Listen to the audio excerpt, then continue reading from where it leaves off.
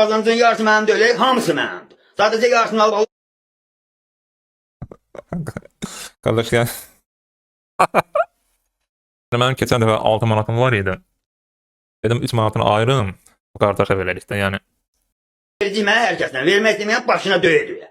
Boşuna dövdü ya. Aydındır ki, bu insanın psixoloji problemləri var və ya Dünya asan Harun pul Məmmədov. qazanmaq istəyir. Çoxumuz üçün də bu lazımdır, mırtlaşmağa, əylənməyə bir tema olsun. 1400 il bundan qabaq belə danışanları peyğəmbər elan edirdilər. İndi bizlər də onlara sitayiş edirik.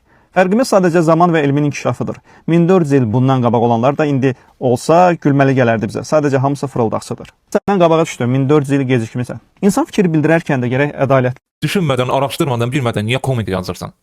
insaflı davransın. 1400 il və ya daha öncəsi peyğəmbərlər nə deyərdi? Bunun əvəzində mən sizdən heç nə istəmirəm. Mənim mükafatımı yalnız aləmlərin Rəbbi verəcəkdir. Bəli. Məsələləri şəxsi meyarlara və qərəzlərə əsaslanaraq deyil, ədalət prinsipləri ilə dəyərləndirməliyik.